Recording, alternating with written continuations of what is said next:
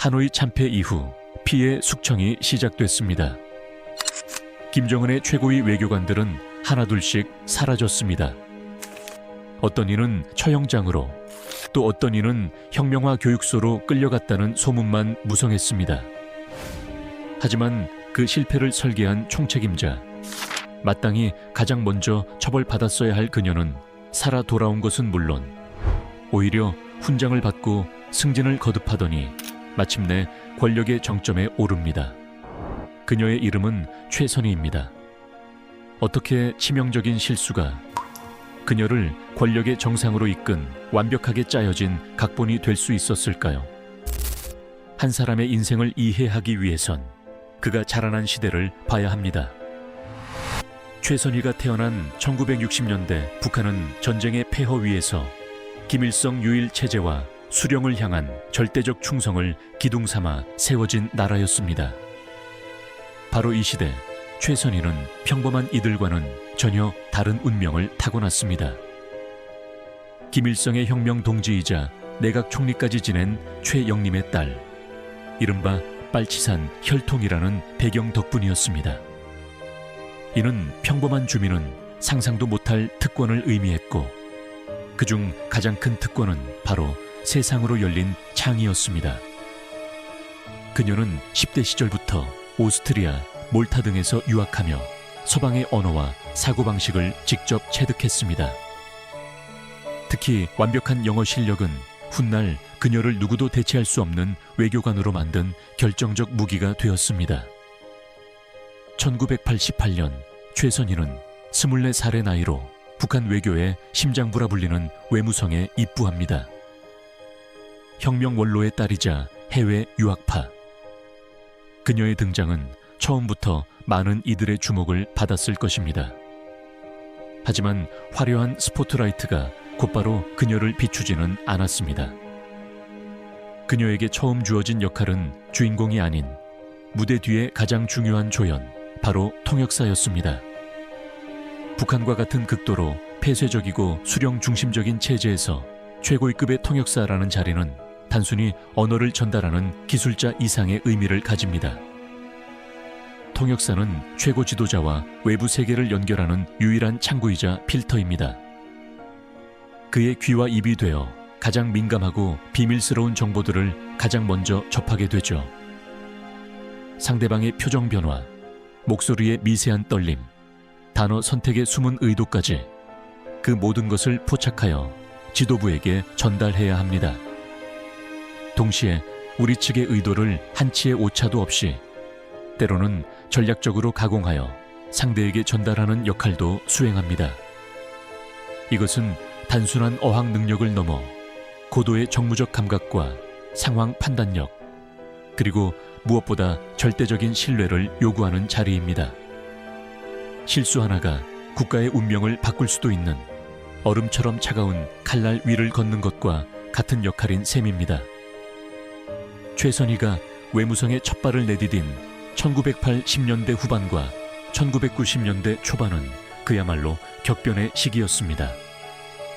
동유럽의 사회주의 정권들이 도미노처럼 무너져 내렸고 마침내 1991년 북한의 가장 큰 후원자였던 소비에트 연방이 역사의 뒤양일로 사라졌습니다. 북한에게 이것은 단순한 동맹의 상실이 아니었습니다. 경제적으로는 생명줄이 끊기는 재앙이었고 이념적으로는 기댈 곳 없는 고아가 되는 충격이었습니다. 고난의 행군이라 불리는 극심한 경제난이 시작되었고 국제사회는 북한 체제가 곧 붕괴할 것이라는 예측을 쏟아냈습니다. 바로 이 절체절명의 위기 속에서 북한은 자신들의 생존을 담보할 마지막 카드, 바로 핵카드를 꺼내 들었습니다. 1993년 북한은 핵 확산 금지 조약 탈퇴를 선언하며 전 세계를 충격에 빠뜨렸습니다.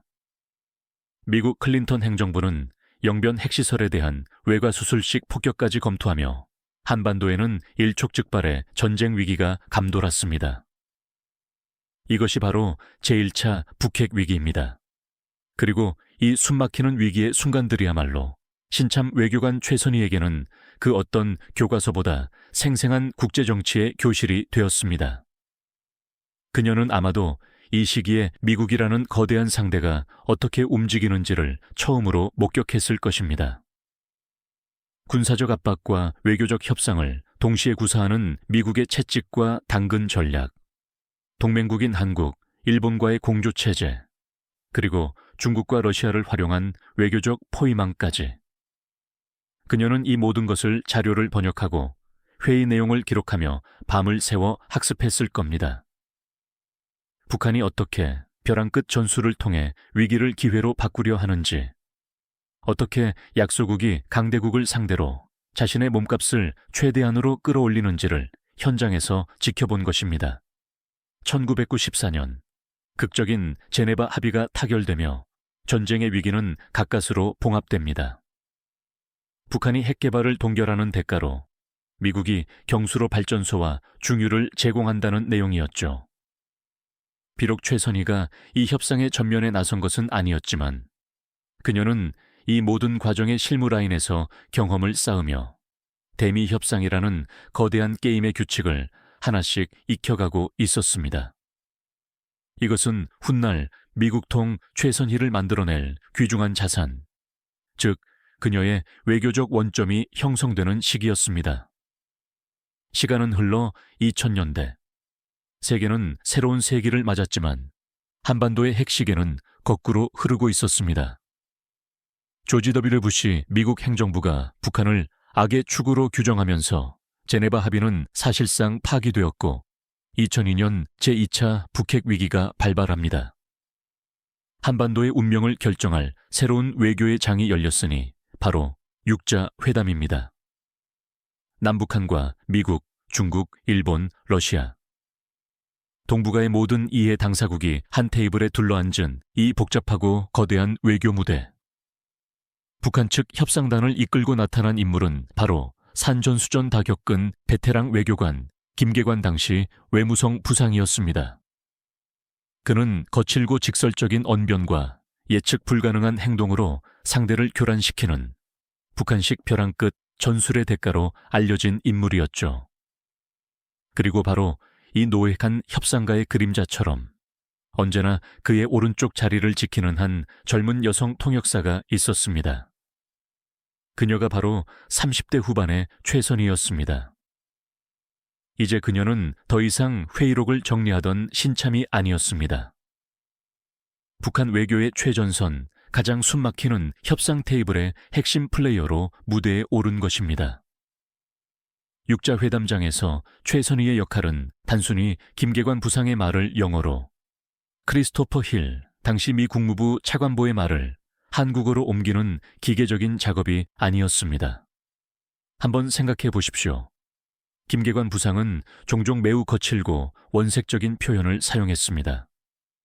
예를 들어 격앙된 순간에 미국 놈들이 우리를 속이려 하는데 와, 같은 말을 했다고 가정해 봅시다. 최선희는 이것을 문자 그대로 더 아메리칸 바스타즈, I'm try to deceive us 라고 통역할 수 없습니다. 그랬다가는 협상판 자체가 깨져버릴 테니까요. 그녀는 그 순간 김계관의 분노와 불신이라는 핵심 감정은 그대로 살리면서도 그것을 세련되고 외교적인 언어로 바꾸는 고도의 기술을 발휘해야 했습니다. 아마도 We had serious conscious that the American side may not be negotiating in good pace 와 같은 식으로 말이죠. 이 짧은 문장 변환 속에는 상대에 대한 경고, 우리 측의 불쾌감, 그리고 협상의 판을 깨지는 않겠다는 계산까지 수많은 외교적 함의가 담겨 있습니다. 그녀는 말과 말 사이에 미묘한 뉘앙스를 조율하는 외교의 지휘자와도 같은 역할을 했던 겁니다. 통역석은 그녀에게 최고의 정보 수집 장소이자 학습 공간이었습니다. 그녀는 그 누구보다 가까이서 미국의 협상 전략을 속속들이 꿰뚫어 볼 수 있었습니다. 미국이 어떤 부분에서 양보할 수 있고 어떤 부분은 절대 물러서지 않는 레드라인인지를 파악했습니다. 제재라는 채찍과 체제 보장이라는 당근을 미국이 어떻게 번갈아 사용하는지를 분석했죠. 동시에 다른 참가국들의 속내도 읽을 수 있었습니다. 회담의 의장국으로서 북한과 미국 사이에서 중재자 역할을 하려는 중국의 계산, 북한의 위협을 안보 강화의 명분으로 삼으려는 일본의 속셈, 그리고 한반도에서 영향력을 잃지 않으려는 러시아의 전략까지. 육자회담장은 그녀에게 살아있는 국제정치학 교과서 그 자체였습니다. 그녀는 단순히 통역만 한 것이 아니라 회담의 모든 내용을 기록하고 분석하여 평양의 최고 지도부에게 보고하는 핵심 정보 요원의 역할까지 수행했을 것입니다. 이 과정에서 김계관 부상은 그녀에게 단순한 상사를 넘어 대미 외교의 모든 것을 전수하는 스승과도 같은 존재가 되었습니다. 김계관은 최선희의 명민함과 절대적인 충성심을 높이 평가했고 그녀를 단순한 통역사가 아닌 사실상의 전략 참모로 대우하기 시작했습니다. 중요한 순간에는 통역을 잠시 멈추고 그녀에게 의견을 묻기도 하고 협상 전략을 함께 논의하기도 했다는 후문입니다. 노회한 베테랑과 명석한 신뢰의 조합은 육자회담 기간 내내 미국을 비롯한 상대국들에게 가장 까다로운 파트너로 각인되었습니다. 길고 지루하게 이어지던 육자회담의 막전 막후에는 우리가 알지 못하는 인간적인 순간들도 숨어 있었습니다.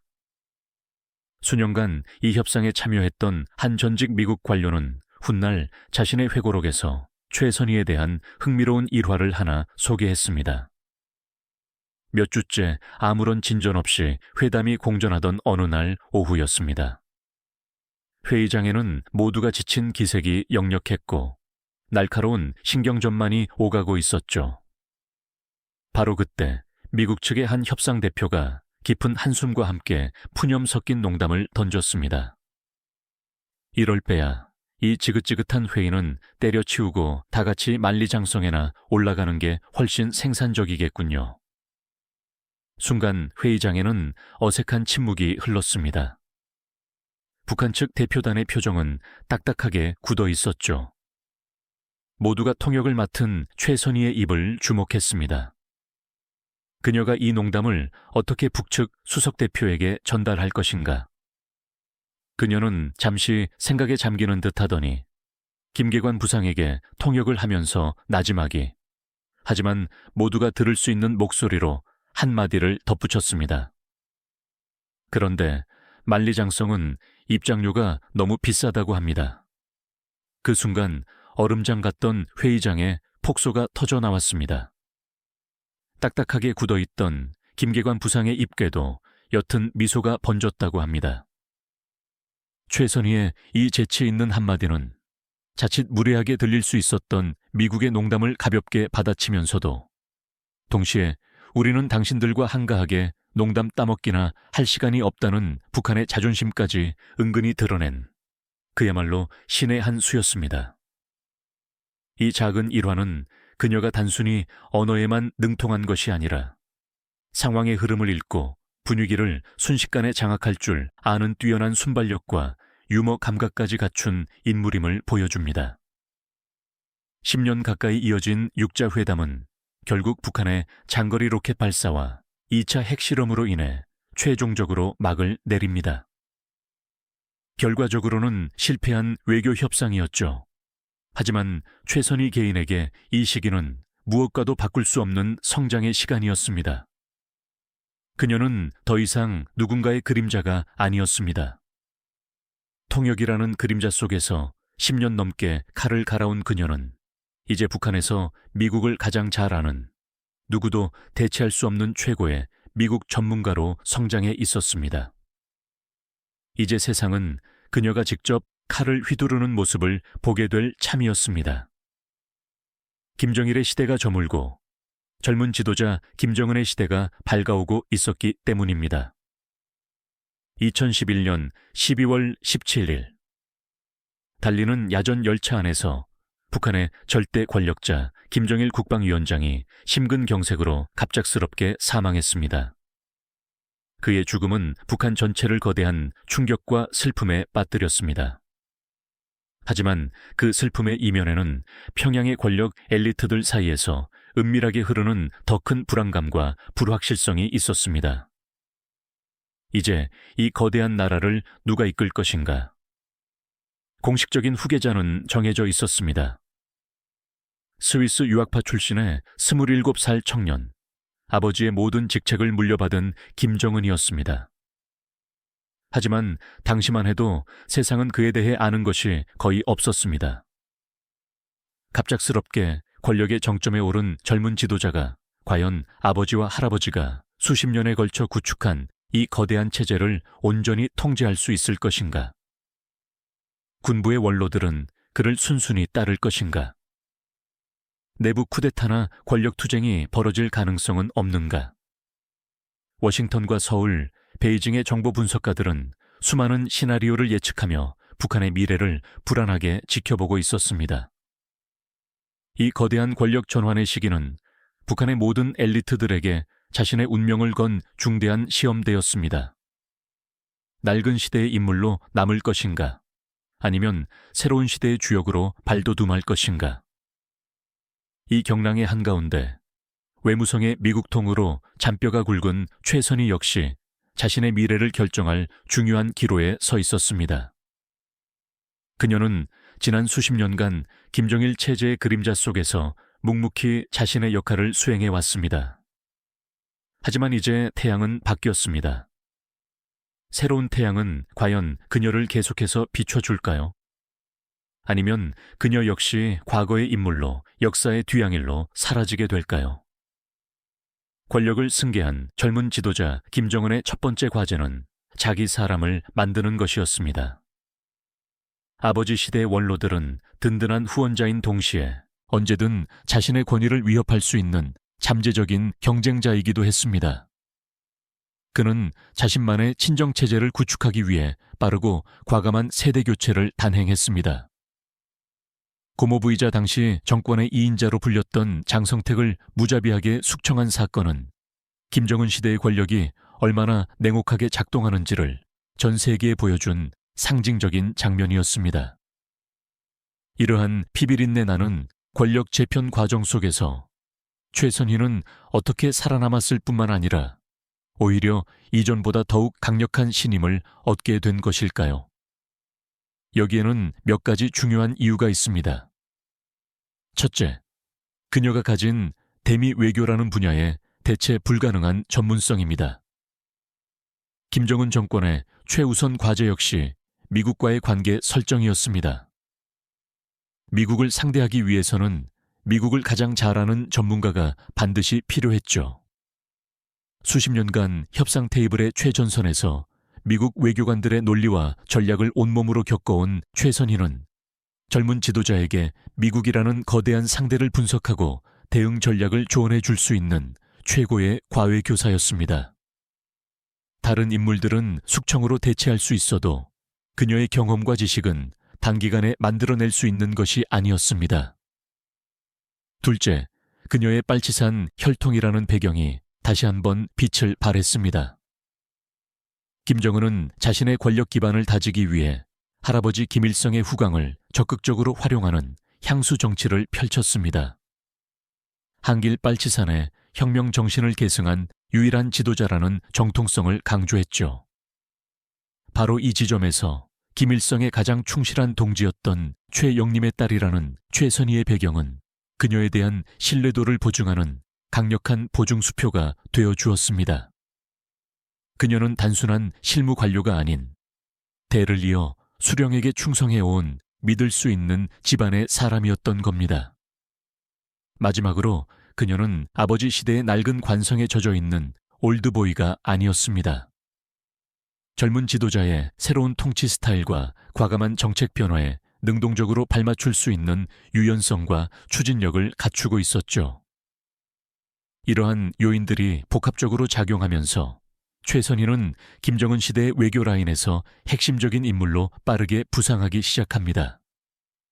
외무성 미국국 부국장에서 국장으로, 그리고 마침내 2016년에는 북미 관계를 총괄하는 외무성 부상의 자리에 오릅니다. 이것은 그녀가 이제 실무 책임자를 넘어 북한의 대미 외교 정책을 직접 입안하고 실행하는 핵심 주체체 퀸에 진입했음을 의미하는 것이었습니다. 김정은 집권 초기 미국 오바마 행정부는 북한에 대해 전략적 인내라는 정책을 고수하고 있었습니다. 북한이 먼저 비핵화를 위한 진정성 있는 행동을 보이기 전까지는 대화나 보상에 나서지 않고 제재와 압박을 유지하며 기다리겠다는 것이었죠. 하지만 젊은 지도자 김정은은 기다릴 생각이 전혀 없었습니다. 오히려 그는 아버지 시대보다 훨씬 더 빠른 속도로 핵과 미사일 능력 고도화에 박차를 가했습니다. 2012년 광명성 3호 위성 발사, 2013년 3차 핵실험, 2016년 1월 4차 핵실험과 9월 5차 핵실험까지 북한은 국제사회의 비난과 제재를 비웃기라도 하듯 끊임없는 도발을 통해 자신들의 존재감을 과시했습니다. 이 시기 공식적인 외교 채널은 대부분 마비 상태였습니다. 하지만 물밑에서는 여전히 양측의 의중을 탐색하기 위한 비공식적인 접촉들이 이어졌는데 이것을 트랙 1.5 또는 트랙 2 대화라고 부릅니다.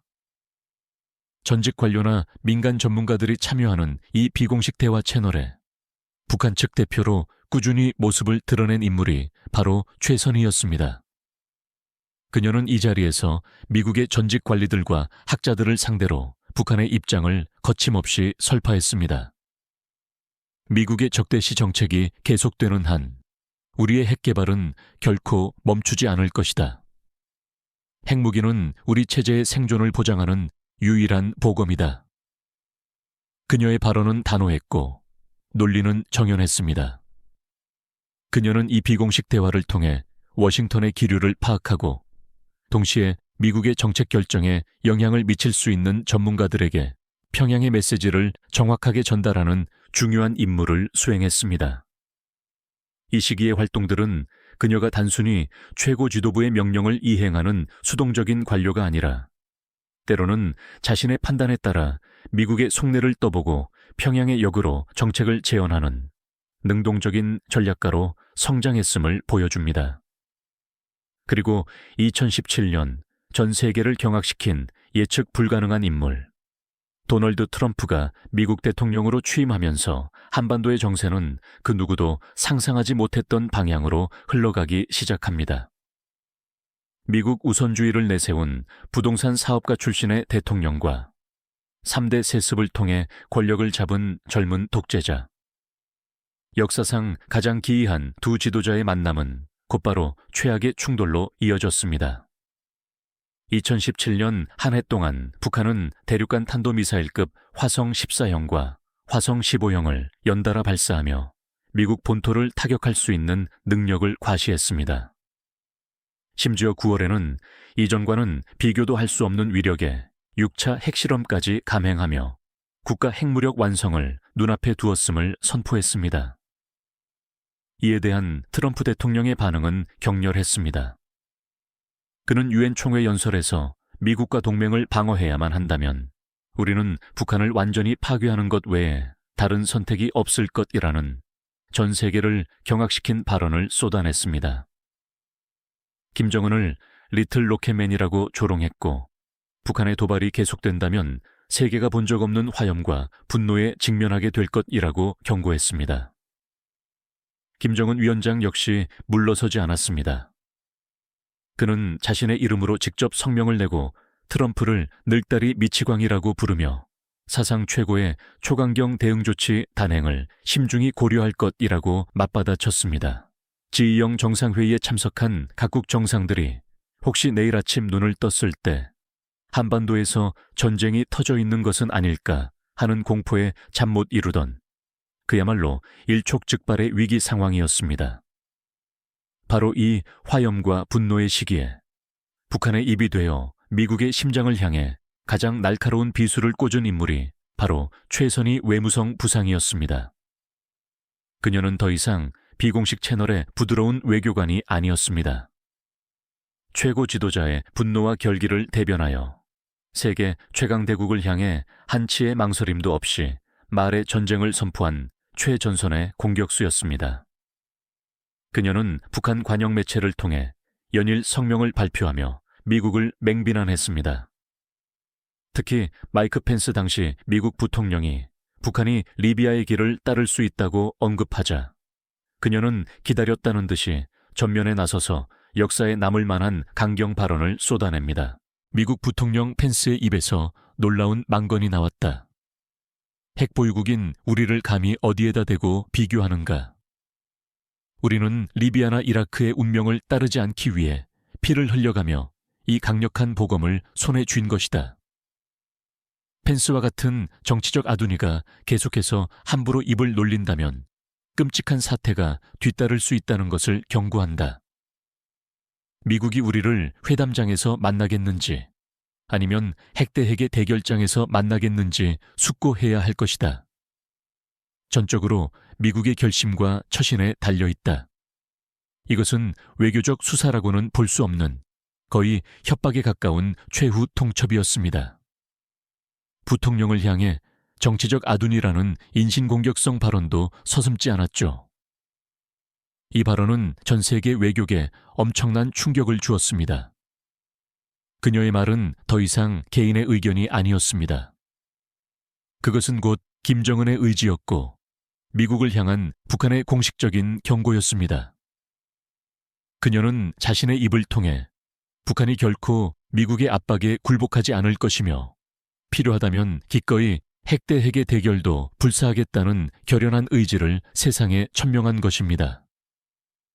이 시기를 거치면서 최선희의 이미지는 완전히 재정립됩니다.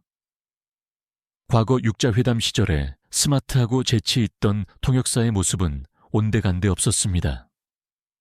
그 자리에는 최고 지도자의 의지를 관철하기 위해서라면 그 어떤 험한 말도, 그 어떤 위험한 위협도 감수하는 냉혹하고 두려움 없는 철의 여인만이 남아 있었습니다. 그녀는 김정은이라는 새로운 태양 아래서 체제를 수호하기 위한 가장 날카롭고 가장 위협적인 창이 되어 있었던 것입니다. 그 누구도 끝을 알 수 없을 것 같았던 강대강 대치. 한반도의 전쟁 위기가 최고조에 달했던 2017년 겨울이 지나고 2018년 새해가 밝았습니다. 그리고 거짓말처럼 얼어붙었던 한반도에 따뜻한 화해의 바람이 불어오기 시작했습니다. 그 시작은 2018년 1월 1일 김정은 위원장의 신년사였습니다. 그는 핵버튼이 자기 책상 위에 있다는 위협적인 발언과 함께 놀랍게도 평창 동계올림픽에 대표단을 파견할 용의가 있으며 남북 관계 개선의 필요성을 역설했습니다. 불과 몇 달 전까지만 해도 상상할 수 없었던 180도 다른 모습이었습니다. 이후 상황은 급반전되기 시작했습니다. 북한 예술단의 박람 공연, 김정은의 동생 김여정의 특사 파견, 그리고 남북 정상회담 개최 합의까지. 롤러코스터 같았던 정세 변화의 정점은 트럼프 대통령이 김정은 위원장의 회담 제의를 정역적으로 수락하면서 찍혔습니다. 화염과 분노를 주고받던 두 지도자가 사상 처음으로 직접 만나 담판을 짓기로 한 것입니다. 이 극적인 대화 국면으로의 전환. 과연 이 모든 것이 김정은 위원장 혼자만의 결단이었을까요? 물론 최종 결정은 그의 몫이었겠지만 그 과정에는 분명 치밀한 정세 분석과 전략적 판단이 뒤따랐을 것입니다. 그리고 바로 그 중심에 최선희 부상을 비롯한 북한의 외교 브레인들이 있었을 겁니다. 그들은 국가 핵무력 완성이라는 목표를 달성했다고 판단한 시점에서 이제는 핵 보유국 지위를 인정받고 제재를 완화하는 쪽으로 전략의 방향을 트는 것이 유리하다는 결론을 내렸을 가능성이 높습니다. 최선희는 이 중대한 전략 전환의 실무를 총괄하는 책임자였습니다. 그녀는 이제 말의 전쟁을 멈추고 협상의 판을 짜는 설계자로 변신해야 했습니다. 사상 처음으로 열리는 북미 정상회담. 의제는 무엇으로 할 것인가? 장소는 어디로 할 것인가? 실무 협상은 어떻게 진행할 것인가? 모든 것이 백지 상태에서 시작해야 하는 거대한 프로젝트였습니다. 그녀는 스웨덴, 핀란드 등 제3국에서 미국 측 카운터파트와 비밀리에 만나며 물밑 조율을 시작했습니다. 이 과정에서 그녀는 과거 육자회담 시절의 경험과 화염과 분노 시기에 파악한 트럼프 행정부의 속성을 총동원하여 북한에게 가장 유리한 협상 구도를 만들기 위해 모든 외교적 역량을 쏟아부었을 것입니다. 이제 무대는 마련되었습니다. 2018년 6월, 싱가포르 센토사 섬. 전 세계의 눈과 귀가 이곳으로 쏠렸습니다. 한때 서로를 파괴하겠다고 위협했던 두 지도자가 마주 앉는 역사적인 순간. 그리고 그 역사적인 무대의 마쿠에서 모든 것을 조율하고 김정은 위원장의 바로 옆에서 그를 보좌할 한 여성. 그녀는 바로 통역사의 그림자를 벗어나 북한 외교의 실질적인 주역으로 우뚝 선 최선희였습니다. 그녀의 인생에서 가장 중요하고 가장 빛나는 순간이 이제 막 시작되려 하고 있었습니다.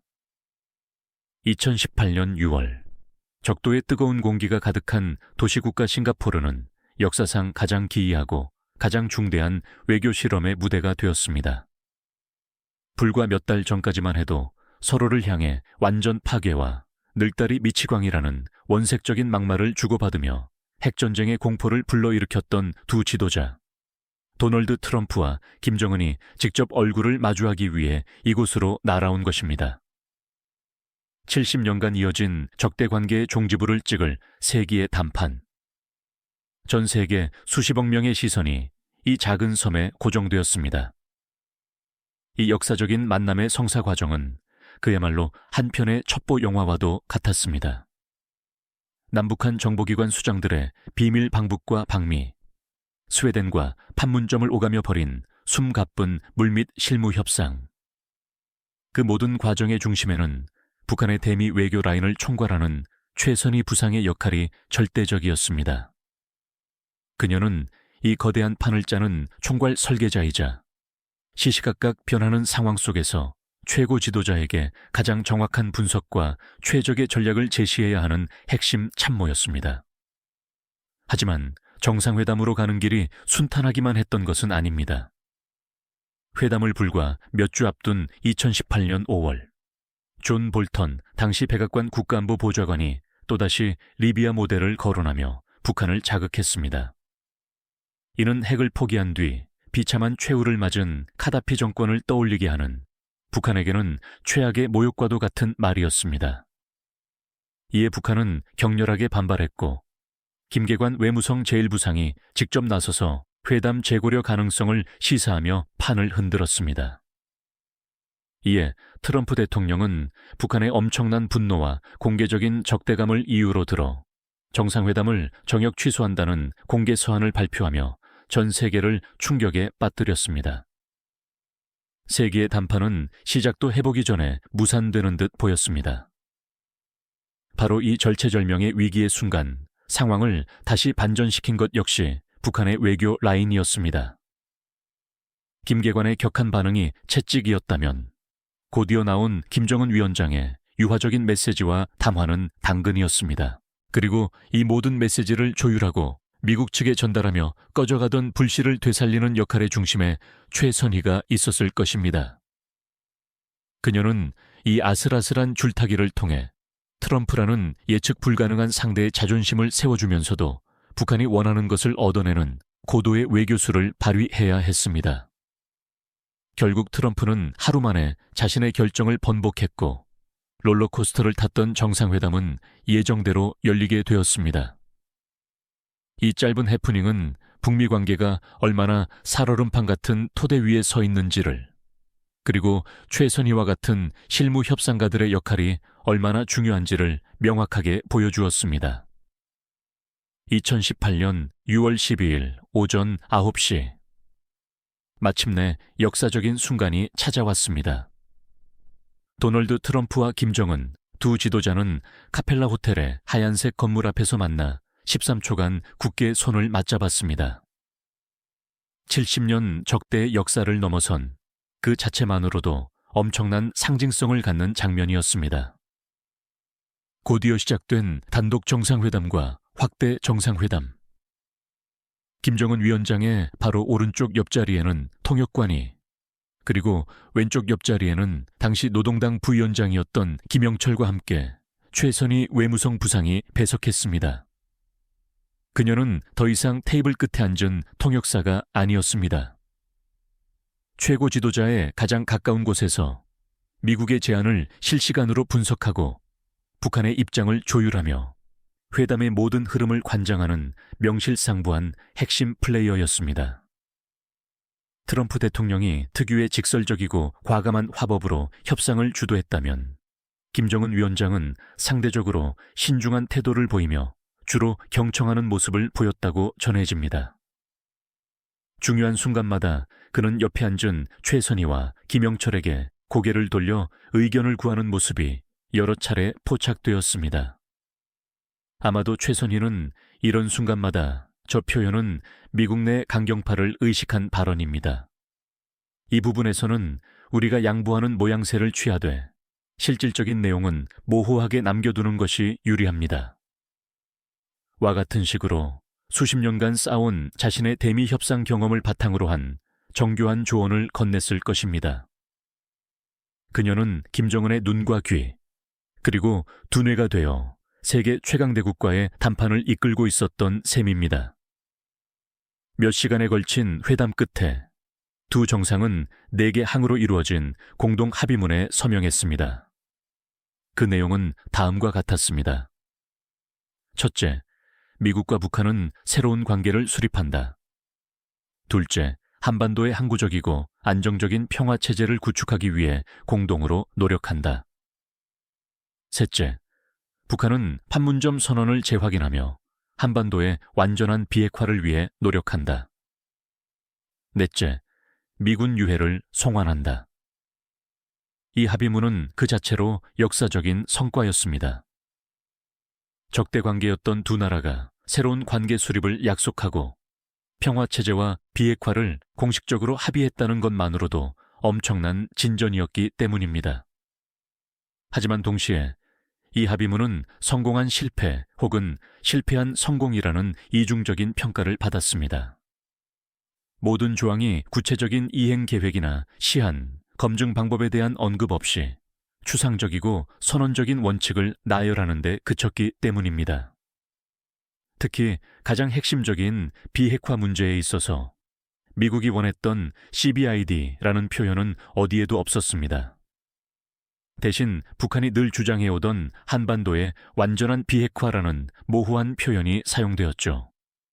이는 북한의 비핵화 조치뿐만 아니라 주한미군의 해구산 제거까지 포함될 수 있는 해석의 여지가 매우 넓은 개념이었습니다. 결과적으로 싱가포르 합의는 양측 모두가 승리를 선언할 수 있는 절묘한 타협의 산물이었습니다. 트럼프는 더 이상 북한의 핵 위협은 없다고 선언하며 자신의 외교적 성과를 과시할 수 있었고, 김정은은 미국 대통령과 대등한 위치에서 정상회담을 하고 체제 안전을 보장받는 듯한 모양새를 취하며 내부적으로 자신의 위상을 공고히 할 수 있었습니다. 그리고 이러한 모호성의 승리야말로 최선희와 같은 북한 외교관들이 가장대의하는 전술이었습니다. 구체적인 의무는 최소화하면서 명분과 상징성은 최대한으로 얻어내는 것. 싱가포르에서 북한 외교팀은 자신들의 목표를 훌륭하게 달성한 셈입니다. 최선희는 최고 지도자를 보좌하여 역사상 가장 중요한 외교 무대를 성공적으로 치러낸 1등 공신으로 떠올랐습니다. 그녀의 경력은 그야말로 정점을 향해 치닫고 있었습니다. 싱가포르의 장밋빛 낙관로는 그러나 오래가지 못했습니다. 톱다운 방식의 정상 간 합의는 있었지만 구체적인 내용을 채워 넣어야 할 실무 협상은 시작부터 삐걱거리기 시작했습니다. 미국은 북한이 먼저 핵시설 리스트를 신고하고 구체적인 비핵화 시간표를 제출하는 등 선 비핵화 조치를 요구했습니다. 반면 북한은 미국이 먼저 종전선언이나 대북제재 완화 같은 상응 조치를 보여줘야만 다음 단계로 나아갈 수 있다는 동시행동 원칙을 고수했습니다.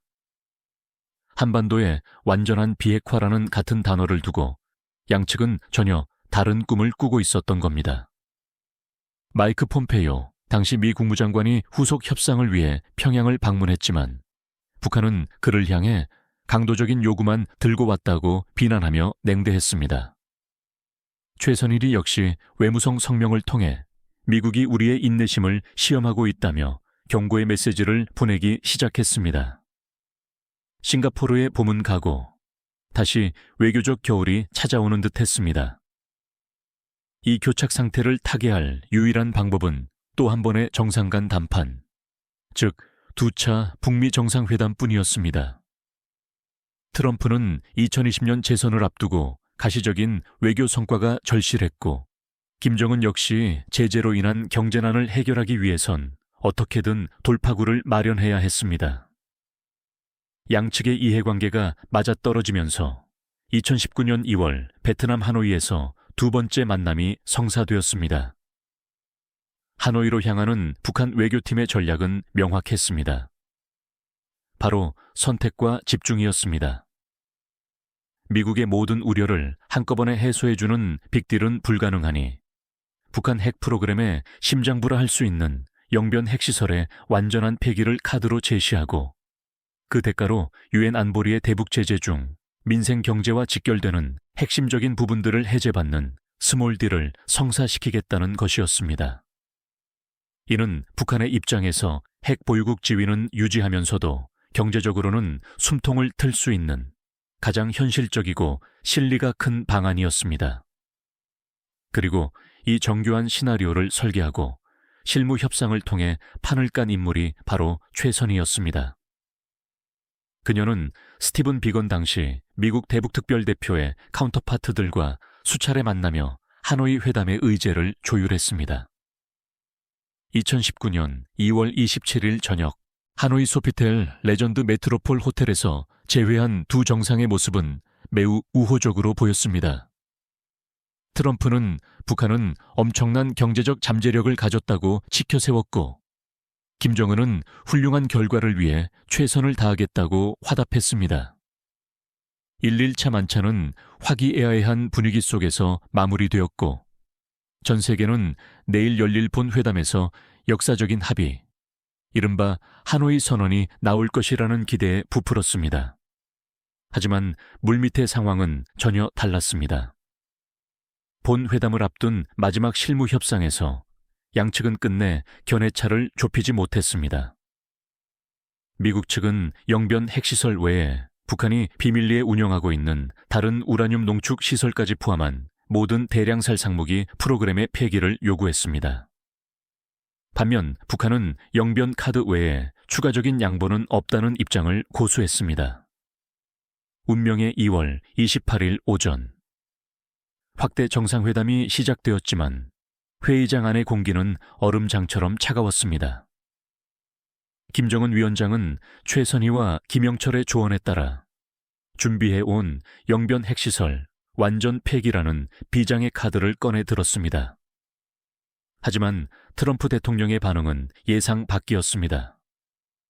그는 존 볼턴과 같은 강경파들의 조언에 따라 영변만으로는 부족하다는 입장을 분명히 했습니다. 그리고 북한이 요구한 제재 완화의 범위가 너무 넓다고 맞섰습니다. 팽팽한 줄다리기는 계속되었고 예정된 업무 오찬 시간은 다가왔지만 합의의 실마리는 보이지 않았습니다. 바로 그 순간 트럼프 대통령은 결단을 내렸습니다. 아무런 합의도 없는 나쁜 합의보다는 그냥 자리를 뜨는 편이 낫다. 그는 김정은 위원장에게 악수를 청하며 회담 결렬을 선언했습니다. 모든 것이 순식간에 일어났습니다. 예정되었던 오찬과 공동 서명식은 모두 취소되었습니다. 트럼프 대통령의 차량 행렬이 쏜살같이 호텔을 빠져나갔고 회담장에 남겨진 북한 대표단은 만견자실한 표정이었습니다. 영변 카드 하나면 충분히 미국을 만족시키고 원하는 것을 얻어낼 수 있을 것이라 믿었던 북한 외교팀의 정교한 시나리오는 트럼프라는 예측 불가능한 변수 앞에서 산산조각이 나버린 것입니다. 이것은 북한 외교의 완전한 실패이자 최선희의 외교 인생에 있어서 가장 뼈아픈 좌절의 순간이었습니다. 모두가 잠든 깊은 밤. 전 세계 언론은 트럼프 대통령의 기자회견 내용, 즉 북한이 완전한 제재 해제를 요구해서 회담이 결렬됐다는 미국의 일방적인 발표만을 타전하고 있었습니다. 실패의 책임이 고스란히 북한에게 돌아가고 있는 상황. 바로 그때 최선희가 움직였습니다.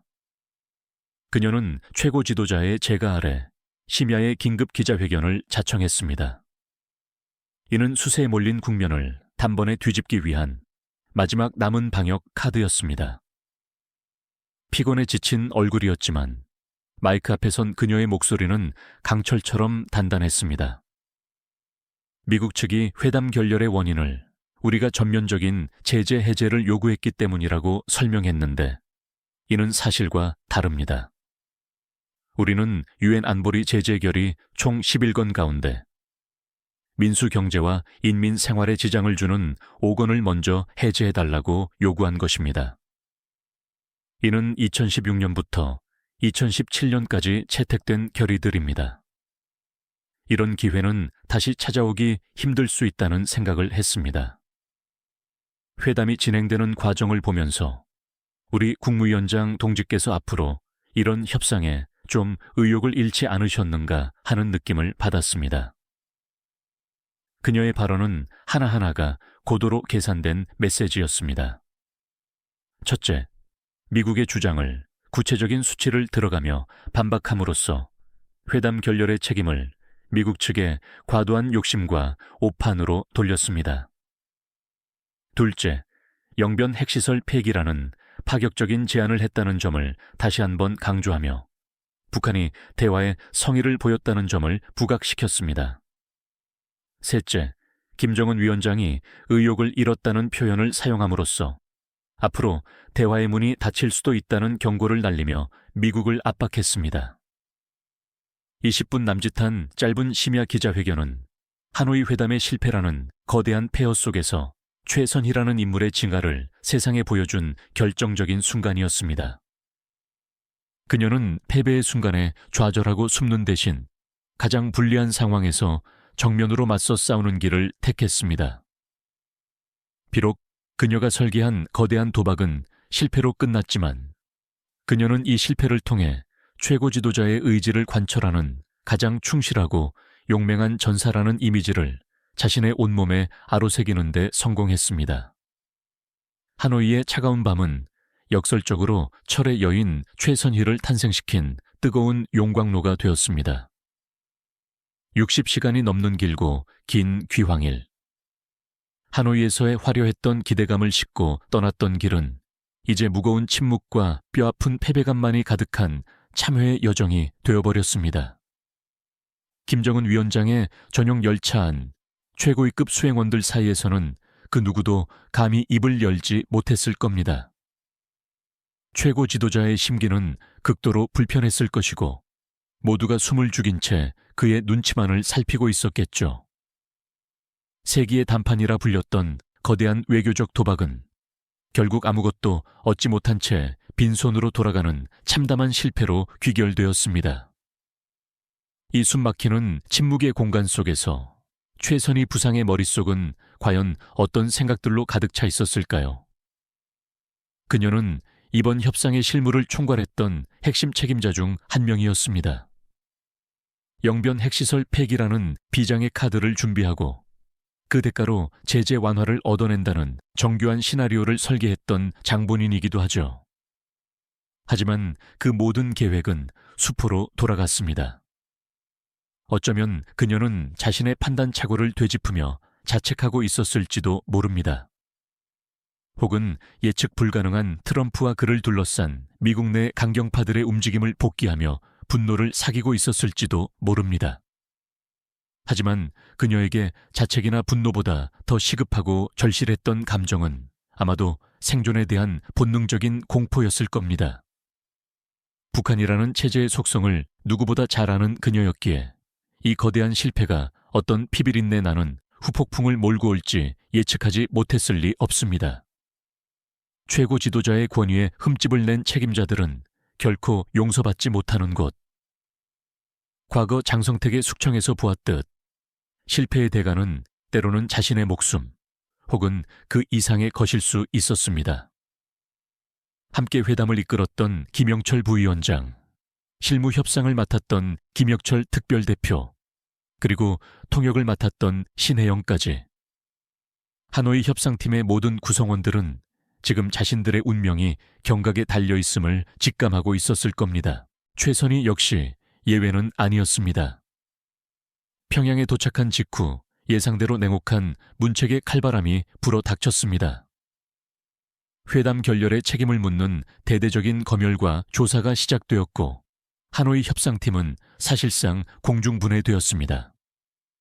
가장 먼저 칼날을 맞은 것은 대남대미 협상을 총괄했던 김영철 노동당 부위원장이었습니다. 그는 모든 직위에서 해임된 채 자강도의 한 농촌 지역으로 추방되어 혁명화 교육기라는 이름의 강제 노역형을 받은 것으로 알려졌습니다. 한때 남한 땅을 밟으며 최고 실세로 군림했던 그의 몰락은 김정은의 분노가 얼마나 무서운지를 보여주는 신호탄이었습니다. 미국과의 실무 협상을 이끌었던 김혁철 대미특별대표가 처형됐다는 보도가 있었지만 이는 확인되지 않았고 이후 외신들은 처형 증거가 없다고 전했습니다. 비록 이 보도의 진위 여부는 끝까지 확인되지 않았지만 그가 하노이 회담 이후 공식 석상에서 완전히 자취를 감춘 것만은 분명한 사실입니다. 심지어 김정은 위원장의 바로 옆에서 통역을 맡았던 여성 통역사 신혜영마저도 최고 존엄의 의중을 제대로 통역하지 못하고 결정적인 순간에 실수를 저질러 회담의 권위를 훼손했다는 이유로 정치범수용소에 수감되었다는 설까지 나돌았습니다. 비록 그녀는 얼마 후 다시 공식 석상에 모습을 드러내며 건재를 과시했지만 당시 평양의 살벌했던 분위기를 짐작하게 하는 대목입니다. 그렇다면 여기서 가장 큰 의문이 남습니다. 협상팀의 다른 핵심 멤버들이 줄줄이 숙청되거나 문책을 당하는 피바람 속에서 어떻게 최선희는 살아남을 수 있었을까요? 그녀 역시 협상 결렬의 책임에서 자유로울 수 없는 핵심 당사자였는데도 말입니다. 아니, 그녀는 살아남은 것을 넘어 이 사건을 계기로 오히려 최고 지도자의 더욱 깊은 신임을 얻고 권력의 정점을 향해 나아가는 기묘한 반전을 만들어냅니다. 과연 그 비밀은 무엇이었을까요? 그 해답의 가장 중요한 실마리는 바로 하노이의 그날 밤 그녀가 자청했던 심야 기자회견에 숨어 있습니다. 한번 그 상황을 다시 복기해 봅시다. 다른 모든 이들이 회담 결렬이라는 충격적인 결과 앞에서 망연자실해 있거나 혹은 최고 지도자의 분노가 자신에게 향할까 두려워 몸을 사리고 있을 때 오직 그녀만이 홀로 전 세계 언론 앞에 섰습니다. 그녀는 그 자리에서 실패를 인정하거나 변명하지 않았습니다. 대신 회담 결렬의 모든 책임을 미국 측의 비현실적인 요구와 오판 탓으로 돌리며 조금의 흔들림도 없이 북한의 입장을 당당하게 대변했습니다. 이것은 단순히 실패를 덮기 위한 임기응변이 아니었습니다. 김정은 위원장의 입장에서 본다면 이것이야말로 자신이 가장 신뢰하는 부에게서 보고 싶었던 바로 그 모습이었을 겁니다. 즉, 그녀는 패배한 협상가가 아니라 불리한 전황 속에서도 끝까지 싸우는 충직한 전사의 모습을 보여준 것입니다. 최고 지도자의 권위가 땅에 떨어질 수도 있는 최악의 위기 상황에서 그녀는 자신의 안위를 걱정하기보다 온몸을 던져 최고 존엄을 방어하는 방패가 되기를 자처했습니다. 바로 이 지점에서 그녀의 운명은 다른 협상팀 멤버들과 완전히 갈라졌을 가능성이 큽니다. 김정은 위원장은 실패의 책임보다는 위기 속에서 보여준 충성심과 투쟁 정신을 더 높이 평가했을 것입니다. 그녀는 가장 위험한 순간에 자신의 가치를 스스로 증명해 보인 셈입니다. 이후 최선희의 행보는 그녀에 대한 김정은의 신임이 얼마나 두터워졌는지를 명확하게 보여줍니다. 2019년 4월 하노이 회담이 끝난 지 불과 한 달여 만에 열린 최고인민회의에서 그녀는 외무성 제1부상으로 승진하며 외교 라인의 명실상부한 1인자로 올라섭니다. 동시에 북한의 최고 주권 지도기관인 국무위원회의 위원 자리까지 꿰찼습니다. 이것은 그녀가 이제 단순히 외교 실무를 책임지는 기술 관료를 넘어 국가의 중대사를 결정하는 최고 권력 엘리트 집단의 일원으로 공식적으로 인정받았음을 의미하는 파격적인 인사였습니다. 실패에 대한 문책이 아닌 오히려 포상이 내려진 것입니다. 하노이의 실패 이후 북미 관계는 다시 깊은 교착 상태에 빠져들었습니다. 하지만 트럼프 대통령 특유의 예측 불가능성은 또 한 번의 깜짝 이벤트를 만들어냈습니다. 2019년 6월 일본 오사카에서 열린 G10 정상회의에 참석 중이던 트럼프는 트위터를 통해 김정은 위원장이 이 글을 본다면 나는 남북한 사이의 비무장지대에서 그를 만나 악수하고 인사라도 나누고 싶다는 메시지를 보냅니다. 전 세계가 반신반의했지만 이 즉흥적인 제안은 불과 하루 만에 현실이 되었습니다. 2019년 6월 30일 판문점.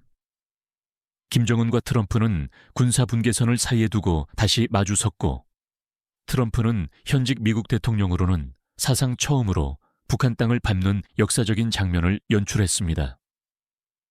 이 역사적인 순간 김정은 위원장의 바로 뒤편에는 어김없이 최선희 제1부상의 모습이 있었습니다.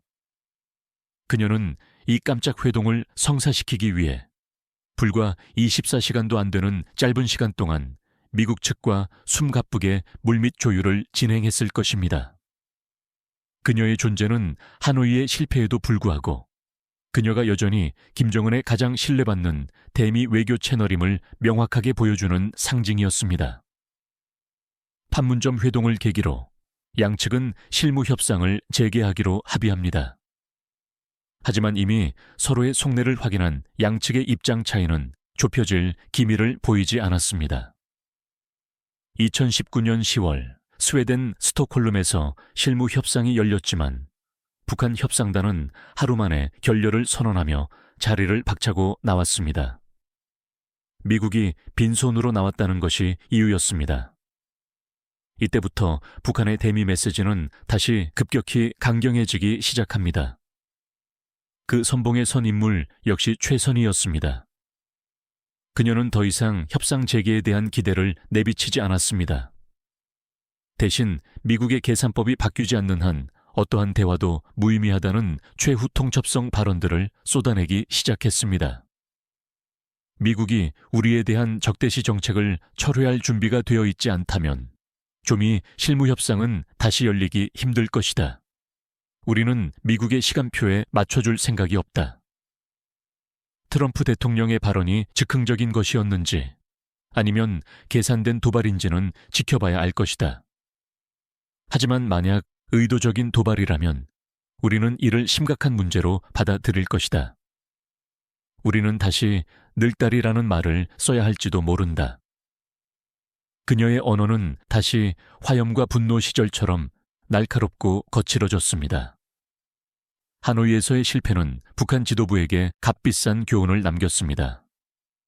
미국과의 빅딜은 환상이며 정상 간의 개인적인 친분만으로는 체제의 안전과 제재 해제라는 실리를 얻어낼 수 없다는 냉엄한 현실을 깨달은 것입니다.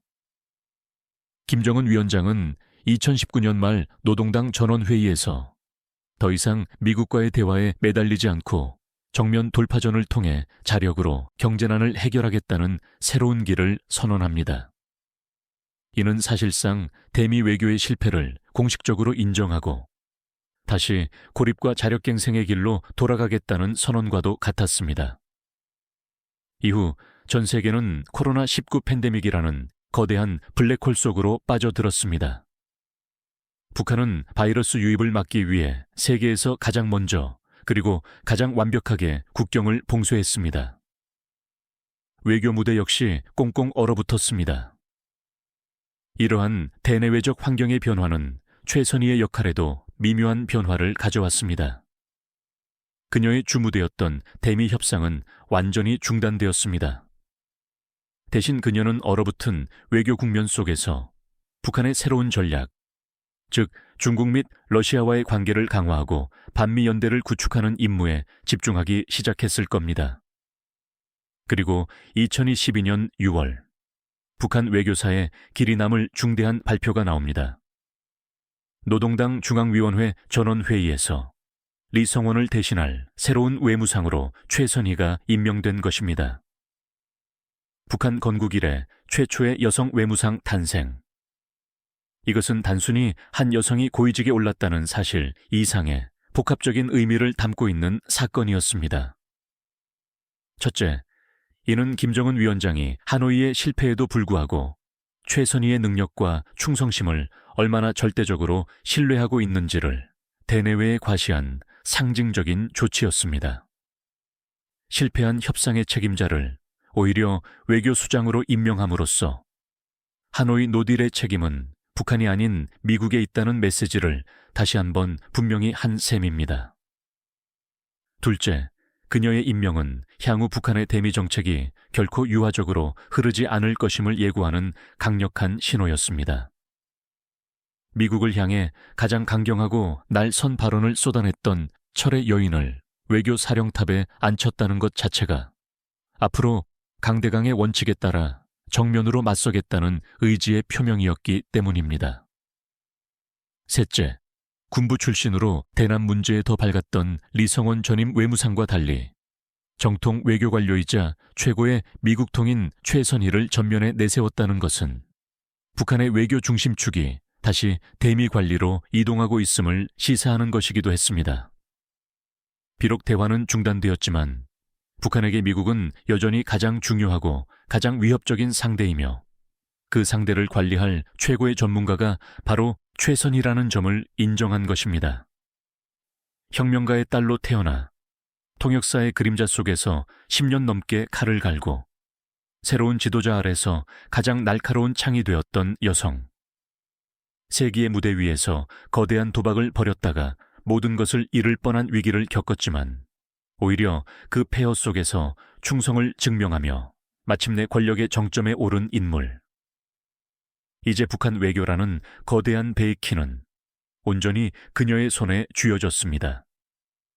그러나 그녀가 마주해야 할 세상의 파도는 그 어느 때보다도 거칠고 예측 불가능했습니다. 2022년 6월 최선희가 북한 외교의 새로운 수장으로 임명되었을 때 북한은 역사상 가장 깊은 고립의 터널을 지나고 있었습니다. 전 세계를 휩쓴 코로나19 팬데믹에 맞서 북한은 초특급 방역을 선포하며 국경을 완전히 봉쇄했습니다. 사람과 물자의 이동이 모두 끊겼고 평양에 주재하던 얼마 남지 않은 외국 외교관들마저 썰물처럼 빠져나갔습니다. 외교의 기본 전제인 만남과 교류 자체가 불가능해진 시대. 과연 이런 상황에서 외무상이 할 수 있는 일은 무엇이었을까요? 그녀의 임명은 역설적이게도 북한이 이제 세상과의 문을 완전히 닫아건 차에 내부를 다지고 새로운 전략을 모색하는 숨고르기의 시간에 이루어졌습니다. 이것은 최선희에게 단순히 자리를 지키는 시간이 아니었습니다. 지난 수십 년간 오직 미국이라는 단 하나의 목표만을 향해 숨가쁘게 달려왔던 북한 외교의 궤도를 완전히 새로운 방향으로 틀어야 하는 중대한 임무가 그녀에게 주어진 것입니다. 대미 협상의 실패라는 폐허 위에서 그녀는 이제 북한 외교의 미래를 위한 새로운 설계도를 그려야 했습니다. 이 거대한 전환의 시기를 이해하기 위해 우리는 잠시 그녀의 화려한 경력과 강경한 발언이라는 껍질을 벗겨내고 인간 최선희의 진짜 모습은 과연 어떠한지 철의 장막 뒤에 가려진 그녀의 내면을 들여다볼 필요가 있습니다. 그녀는 과연 우리가 미디어를 통해 보아온 감정 없는 철의 여인일 뿐일까요? 아니면 그 이면에 우리가 알지 못하는 또 다른 얼굴이 숨겨져 있는 것일까요? 연간 협상 테이블의 맞은편에 앉아 그녀를 상대했던 전직 외교관들의 회고를 종합해보면 매우 흥미롭고 입체적인 최선희노의 모습이 그려집니다. 공식 회담장에서의 그녀는 그야말로 얼음장 그 자체였다고 합니다. 한치의 양보도 없는 단호한 표정, 상대의 논리적 허점을 집요하게 파고드는 날카로움, 그리고 최고 지도부의 입장을 기계처럼 정확하게 대변하는 냉철함. 그녀는 사적인 감정을 드러내는 법이 거의 없었고 오직 북한의 이익이라는 단 하나의 목표를 위해 움직이는 잘 만들어진 외교 기계처럼 보였다고 하죠. 하지만 공식 회담이 끝나고 커피 브레이크나 만찬 같은 비공식적인 자리로 옮겨가면 그녀는 종종 180도 다른 모습을 보여주었다고 합니다. 한 전직 미국 관료는 최선희는 내가 만나본 북한 관리들 중 가장 똑똑하고 동시에 가장 서구적인 감각을 지닌 인물이었다고 회고했습니다. 그녀는 딱딱한 분위기를 깨는 세련된 유머 감각을 가지고 있었고 때로는 상대방의 자녀 안부를 묻는 등 인간적인 모습을 보이기도 했다는 겁니다. 특히 그녀는 북한의 다른 고위급들과는 달리 해외 유학 경험 덕분에 서구 문화에 대한 이해도가 매우 높았습니다. 클래식 음악이나 미술에 대한 조예를 드러내며 대화를 부드럽게 이끌어가는 능력도 갖추고 있었다고 하죠. 이러한 그녀의 이중적인 모습은 상대방을 교란시키기 위한 고도로 계산된 전술이었을 가능성이 큽니다. 공식적인 자리에서는 원칙을 내세워 상대를 강하게 압박하고 비공식적인 자리에서는 인간적인 매력을 통해 상대의 경계심을 허물고 더 많은 정보를 얻어내려는 전략이었던 셈이죠. 하지만 동시에 이것은 그녀가 가진 본연의 모습의 일부였을지도 모릅니다. 즉, 혁명가의 딸로서 수령과 조국에 대한 절대적 충성이라는 가치를 체화한 전사의 모습과 자유로운 서구 사회에서 청소년기를 보내며 다양한 문화를 흡수한 코스모폴리탄의 모습이 그녀 안에 공존하고 있었던 것입니다. 그녀의 패션 스타일 역시 흥미로운 분석 대상입니다. 공식 석상에 나설 때 그녀는 주로 검은색이나 짙은 회색의 정장, 즉 인민복 스타일의 옷을 고수합니다. 이는 북한의 다른 여성 간부들과 크게 다르지 않은 체제에 대한 순응을 상징하는 복장입니다. 하지만 자세히 보면 그녀의 옷은 재단이나 소재면에서 다른 이들의 것보다 훨씬 고급스럽고 세련된 경우가 많습니다. 또한 때로는 스카프나 브로치 같은 액세서리로 미묘한 포인트를 주기도 하죠. 특히 해외 순방길에 오를 때는 과감하게 밝은 색상의 코트를 입거나 세련된 디자인의 핸드백을 드는 모습이 포착되기도 했습니다. 이는 자신이 단순히 획일적인 체제의 부속품이 아니라 국제적인 감각을 갖춘 특별한 존재임을 은연중에 과시하는 그녀만의 조용한 자기 표현 방식이라고 해석할 수 있습니다. 그렇다면 외교수장으로서 그녀의 리더십 스타일은 어떨까요? 그녀의 전임자였던 리수용이나 리용호, 리성원 등은 각각 다른 배경과 스타일을 가진 인물들이었습니다. 스위스 대사를 오래 지내며 김정은의 금고지기 역할을 했던 리수용은 조용한 마쿠 실세형이었고 육자 회담을 이끌었던 정통 외교관 리용호는 신중하고 노련한 협상가 스타일이었습니다. 군부 출신이었던 리성원은 거칠고 직설적인 언행으로 대남 관계를 악화시키기도 했죠. 최선희는 이 모든 전임자들의 장점을 흡수하면서도 자신만의 독특한 리더십을 구축하고 있는 것으로 보입니다. 외무성 내부에서는 그녀가 디테일의 악마로 불린다고 합니다. 그녀는 보고서의 사소한 단어 하나, 통계 숫자 하나까지 직접 챙기며 완벽을 기하는 스타일이라고 알려져 있습니다. 이는 수십 년간 통역사로 일하며 단어 하나의 무게가 얼마나 큰지를 몸으로 체득한 경험에서 비롯된 것일 겁니다. 동시에 그녀는 젊고 유능한 실무 외교관들을 과감하게 발탁하여 자신의 친위대로 키우고 있는 것으로 전해집니다. 과거처럼 단순히 나이나 경력에 따라 자리를 배분하는 것이 아니라 실제 대미 대유럽 협상 경험이 풍부하고 외국어에 능통한 인재들을 전면에 내세우고 있다는 분석입니다. 이는 경직된 북한 관료 사회에 새로운 바람을 불어넣는 동시에 외무성 전체를 자신의 지휘 아래 일사불란하게 움직이는 전투 조직으로 만들려는 의도로 풀이됩니다. 하지만 이 모든 것을 관통하는 그녀의 리더십의 핵심은 결국 최고 지도자의 의중을 가장 정확하게 읽고 가장 효과적으로 집행하는 능력에 있습니다. 여기서 우리는 다시 한번 그녀가 가진 권력의 본질이자 명확한 한계와 마주하게 됩니다. 최선희는 과연 독자적인 목소리를 내는 정책 결정자일까요? 아니면 최고 권력자의 뜻을 충실하게 이행하는 대변인에 불과할까요? 정답은 아마도 그 중간 어디쯤에 있을 겁니다. 그녀가 김정은 위원장의 뜻을 거스르거나 독자적으로 새로운 외교 노선을 개척할 권한은 없다는 것이 분명합니다. 북한에서 모든 최종 결정은 단 한 사람, 최고 지도자의 몫입니다. 하지만 그녀는 그 결정이 내려지기까지의 과정에 가장 깊숙이 관여하는 인물입니다. 한번 상상해 보십시오. 매일 아침 김정은 위원장의 책상 위에 올라가는 전 세계 정세 분석 보고서, 미국의 정치 동향, 중국과 러시아의 속내에 대한 정보 보고를 누가 작성하고 최종 검토하겠습니까? 바로 외무상 최선희일 겁니다. 그녀가 어떤 정보를 취사 선택하고 어떤 분석을 덧붙여 보고하는지에 따라 최고 지도자의 상황 인식과 판단은 미묘하게 달라질 수 있습니다. 또한 김정은 위원장이 어떤 외교적 구상을 내놓았을 때 그것을 구체적인 전략과 실행 계획으로 다듬고 발생 가능한 리스크를 분석하여 대안을 제시하는 역할 역시 그녀의 몫입니다. 즉, 그녀는 요리사는 아니지만 최고 지도자라는 최고급 셰프에게 가장 신선하고 정확한 식재료를 공급하고 가장 효과적인 레시피를 제안하는 수석 주방장과도 같은 역할을 하는 셈입니다. 바로 이 지점에서 그녀는 단순한 대변인을 넘어 북한의 외교 정책 방향에 실질적인 영향력을 행사하는 정책 형성자로서의 위상을 갖게 되는 것입니다. 국경을 걸어 잠갔던 3년의 시간이 흐른 뒤 마침내 세상 밖으로 다시 나온 최선희의 북한 외교는 모두의 예상을 뛰어넘는 파격적인 방향으로 움직이기 시작했습니다.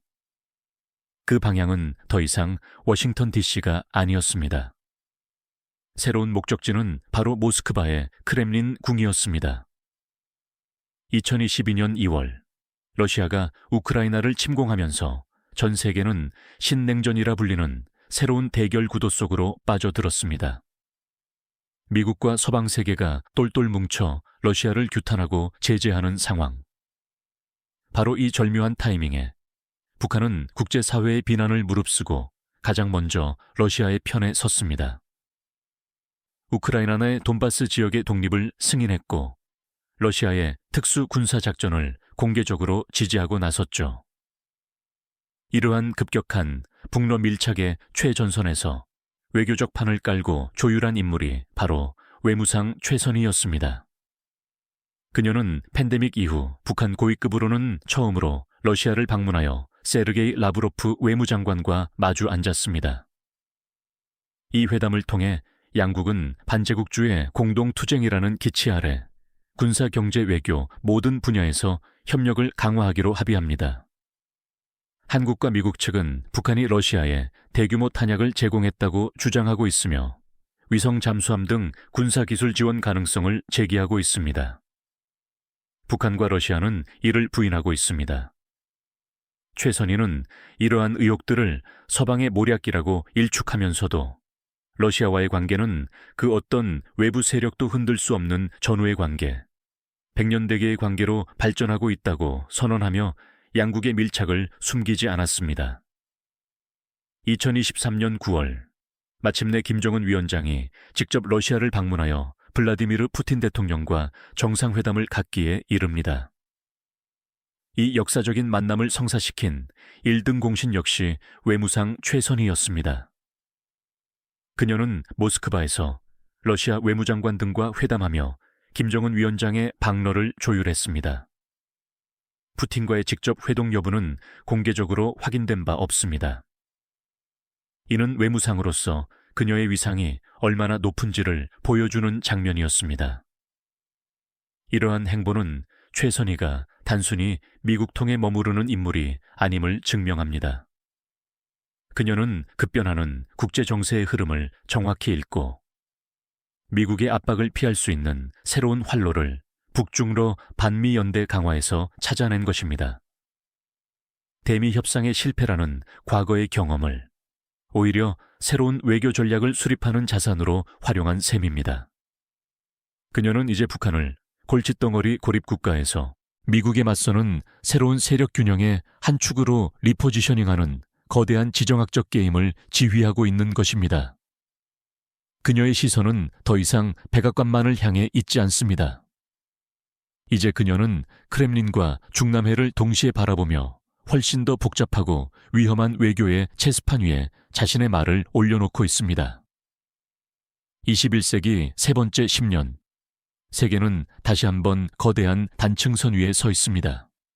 우크라이나의 포성과 중동의 화약 냄새, 그리고 아시아 태평양 지역의 숨막히는 긴장감 속에서 세상은 신냉전이라는 익숙하면서도 낯선 시대의 문을 열고 있습니다. 자유민주주의 진영과 권위주의 진영의 대결. 이 새로운 거대 담론의 가장 첨예한 전선 중 하나인 한반도. 그리고 이 전선의 한쪽 진영에서 누구보다 적극적으로 새로운 질서를 설계하고 있는 인물이 바로 북한의 외무상 최선희입니다. 그녀가 외교의 키를 잡은 이후 북한의 외교 정책은 과거와는 질적으로 다른 차원의 변화를 보여주고 있습니다. 과거의 북한 외교가 주로 미국과의 관계 개선을 통해 제재를 완화하고 체제 생존을 보장받으려는 생존형 외교에 가까웠다면 지금 최선희가 펼치는 외교는 훨씬 더 공세적이고 이념적입니다. 그것은 바로 미국 중심의 일극 체제를 무너뜨리고 다극화된 새로운 세계 질서를 구축하려는 투쟁형 외교입니다. 하노이에서의 뼈아픈 실패는 북한 지도부, 그리고 평생을 대미 협상에 바쳐온 최선희 자신에게 지울 수 없는 교훈을 남겼습니다. 미국은 결코 북한을 정상적인 핵 보유국으로 인정해주지 않을 것이며 그들이 말하는 비핵화란 결국 북한의 완전한 무장해제, 즉 리비아식 해법과 다르지 않다는 것을 뼈저리게 깨달은 것입니다. 김정은 위원장이 선언한 정면 돌파전과 새로운 길의 구체적인 외교적 청사진을 그리고 그것을 현실로 만들어가는 임무가 바로 외무상 최선희에게 주어진 것입니다. 최선희표 신냉전 외교의 첫 번째 특징은 외교와 군사의 완벽한 일체화입니다. 이제 북한에게 미사일 발사는 단순히 군사적 도발이 아닙니다. 그것은 고도로 계산된 외교적 메시지입니다. 예를 들어 미국과 한국이 대규모 연합 군사훈련을 시작하면 북한은 보란듯이 신형 ICBM 화성 18형을 발사하며 맞대응합니다. 곧바로 미국은 유엔 안보리를 소집하여 북한을 규탄하는 결의안을 추진하죠. 바로 이 순간 외무상 최선희의 외교 라인이 움직이기 시작합니다.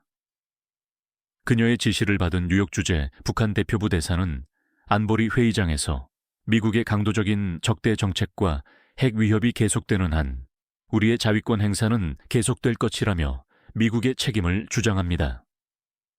동시에 그녀가 공들여 구축한 북중러 연대 라인이 작동하기 시작합니다. 중국과 러시아 대사는 대화와 협상만이 유일한 해법이라며 북한의 안보 우려도 존중해야 한다고 북한을 편들고 나섭니다. 결국 미국의 추가 제재 결의안은 중국과 러시아의 거부권 행사에 막혀 번번이 무산됩니다. 이것이 바로 최선희가 설계한 새로운 게임의 법칙입니다. 군사적 도발을 통해 먼저 판을 흔들고 곧이어 외교 무대에서 그 정당성을 주장하며 마지막으로 우방국과의 연대를 통해 미국의 공세를 막아내는 이 세 박자가 유기적으로 맞물려 돌아가면서 북한은 이제 국제사회의 제재와 압박을 무력화시키고 사실상 제재 무용론을 현실로 만들어가고 있는 것입니다. 과거처럼 미국의 눈치를 보며 물밑 협상에 매달리던 모습은 더 이상 찾아볼 수 없습니다. 대신 힘에는 힘으로, 말에는 말로, 맞서는 강대강 정면 승부의 원칙만이 존재할 뿐입니다. 신냉전 외교의 두 번째 핵심 축은 바로 전통적 혈맹 관계였던 중국과의 관계를 전략적 동맹으로 한 단계 격상시키는 것입니다. 과거 북한은 중국의 과도한 영향력을 경계하며 때로는 불편한 관계를 유지하기도 했습니다. 하지만 미중 전략 경쟁이 격화되면서 양국의 이해관계는 다시 한번 완벽하게 일치하기 시작했습니다. 최선희는 외무상 취임 이후 팬데믹으로 소원해졌던 중국과의 고위급 교류를 복원하는 데 총력을 기울였습니다.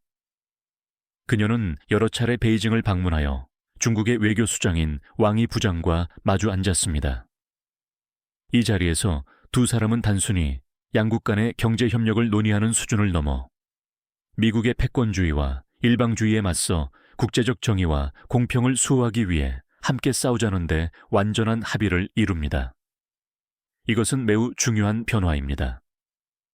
이제 북한은 중국에게 단순히 완충지대로서의 가치를 지닌 골칫덩어리 동생이 아닙니다.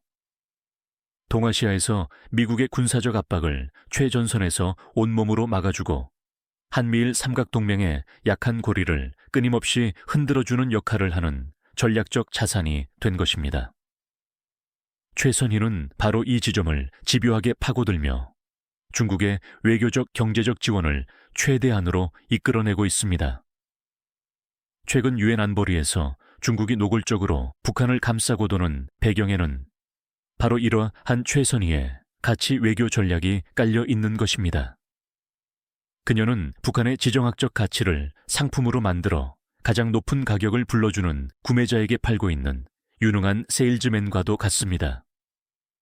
그리고 신냉전 외교의 마지막 퍼즐 조각은 과거에는 상상조차 할 수 없었던 러시아와의 군사적 결탁입니다.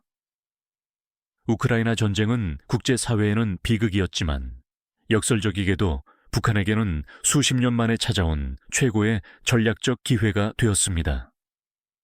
전쟁이 장기화되면서 재래식 무기 부족에 시달리게 된 러시아, 그리고 국제사회의 제재로 인해 첨단 군사기술과 경제적 지원이 절실했던 북한. 양국의 이해관계는 완벽하게 맞아떨어졌습니다. 최선희는 이 기회를 놓치지 않았습니다. 그녀는 물밑 채널을 총동원하여 러시아와의 위험한 거래를 성사시켰습니다. 북한의 낡은 포탄과 미사일이 우크라이나의 전장으로 향하고 그 대가로 러시아의 위성기술과 식량, 유류가 북한으로 들어오는 무기와 기술의 맞교환. 이것은 단순히 경제적 이익을 위한 거래가 아닙니다. 유엔 안보리 상임이사국이자 한때 북한의 핵 개발을 반대했던 러시아가 이제는 스스로 안보리 결의를 위반하며 북한의 가장 든든한 군사적 후원자가 되어준 것입니다. 이는 지난 수십 년간 북한을 옥죄어왔던 국제제재 체제에 거대한 균열이 생겼음을 의미하는 지각 변동과도 같은 사건입니다. 최선희의 이러한 행보는 그녀가 얼마나 대담하고 현실적인 전략가인지를 보여줍니다. 그녀는 미국 전문가라는 자신의 과거에 얽매이지 않았습니다. 미국의 태도 변화를 기다리는 대신 미국이 만들어 놓은 질서 자체를 흔들어버리는 길을 택한 것입니다. 워싱턴과의 대화가 막히자 그녀는 곧바로 모스크바와 베이징으로 가는 새로운 길을 뚫었습니다. 이것은 그녀의 외교 인생에 있어서 가장 극적인 자기 변신이자 가장 위험한 도박일지도 모릅니다. 그녀는 이제 한반도라는 작은 무대를 넘어 유라시아 대륙 전체를 아우르는 거대한 지정학적 게임의 판을 짜는 설계자가 된 것입니다.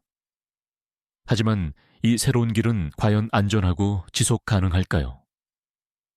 러시아와의 군사협력은 북한에게 단기적으로는 큰 이익을 가져다 주겠지만 동시에 북한을 우크라이나 전쟁의 공범으로 낙인 찍으며 국제사회에서의 고립을 더욱 심화시키는 부작용을 낳고 있습니다. 중국 역시 북한과 러시아가 자신들의 통제를 벗어나 너무 가까워지는 것을 경계의 눈초리로 바라보고 있습니다. 신냉전이라는 거대한 파도에 올라타는 데는 성공했지만 자칫 잘못하면 그 파도에 휩쓸려 좌초될 위험 또한 상존하는 아슬아슬한 항해.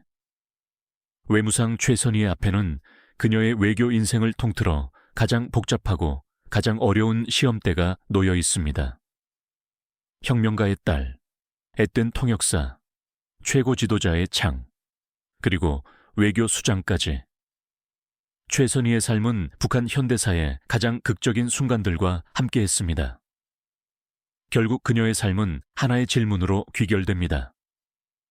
그녀는 과연 최고 지도자의 뜻을 관철하는 가장 충실한 그림자였을까요? 아니면 체제의 한계 속에서도 자신만의 길을 개척한 스스로 빛나는 별이었을까요? 세상과 맞서는 것을 숙명으로 택한 철의 여인. 그녀에 대한 역사의 평가는 아직 끝나지 않았습니다.